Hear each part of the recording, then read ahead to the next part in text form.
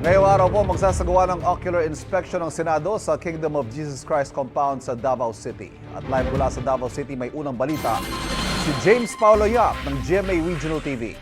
James. Ivan, pinakita ni Chief Legal Counsel ng KOJC na si Attorney Israelito Torion kahapon sa media ang magiging holding area ng mga senador na dadalo sa gagawing Senate Ocular Inspection sa loob ng KOJC compound ngayong umaga.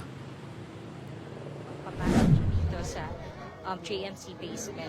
Pasado alas 4 ng hapon kahapon nang pinapasok ang media sa KOJC compound kasama ang Chief Legal Counsel ng KOJC na si Attorney Israelito Torion. Ipinakita ni Torion ang inihandang holding area para sa mga senador na magsasagawa ng ocular inspection ngayong araw sa loob ng Jose Maria College na bahagi ng KOJC compound sa Davao City. Ngayong umaga, nakatakda ang Senate investigation hinggil sa pag-serve ng arrest warrant laban kay Pastor Apollo Kibuloy at sa iba pang kapwa-akusado niya para sa mga kasong human trafficking at child abuse. Susundan naman ito ng public hearing sa hapon na gaganapin sa Sangguniang Panlungsod sa Davao City. Kahapon, mag-i-inspeksyon sana ang Office of the City Building Official o OCBO sa GMC basement bilang tugon sa reklamo ng KOJC sa pinaniniwalaang paghuhukay sa GMC basement. Pero hindi sila nakapasok dahil nakabarikada ang mga pulis. Kinukuhanan pa ng GMA Regional TV ng pahayag ang Pro 11 kaugnay rito.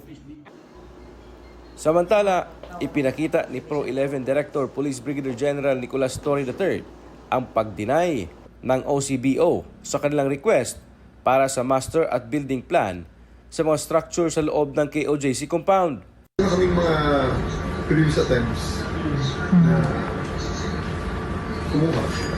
Yung the time is ayaw namin kasi i-broadcast ang aming intention. Ayon sa OCBO, mapagbibigyan lang daw ito kung may kautusan mula sa korte. Samantala, hinggil sa kasiguruhan ni General Torre na nasa loob pa ang target personalities, sagot ni Torion, They have already made intrusive searches in all of the nooks and crannies of the KOJC and GMC. Only a fool and a stupid person would persist in his idea that he is correct. Ayon kay Torion, natanggap na nila noong Miyerkules ang kautusan ng Court of Appeals hinggil sa pag-void ng Temporary Protection Order ng Korte sa KOJC. Hindi umano sila hiningan ng komento hinggil dito.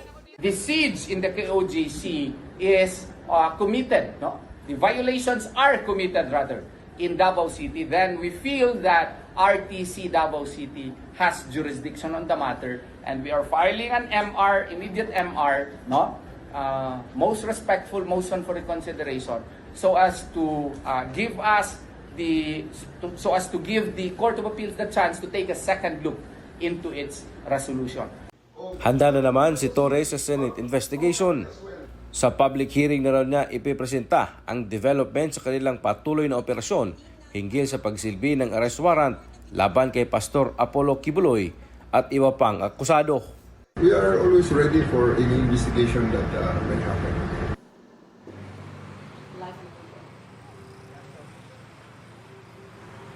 Ivan, hanggang sa mga oras na ito ay hinihintay pa rin natin ang pagdating ng mga senador dito sa KOJC compound. Samantala, alas 10 ng umaga, inaasahang magsisimula ang kanilang pag-iikot sa loob ng KOJC compound na susundan naman ng isang Senate hearing mamayang alauna ng hapon sa Sangguniang Panlalawigan o sa Sangguniang Panlungsod Session Hall dito sa Davao City. Ivan? Daghang salamat, James Paulo Yap ng GMA Regional TV.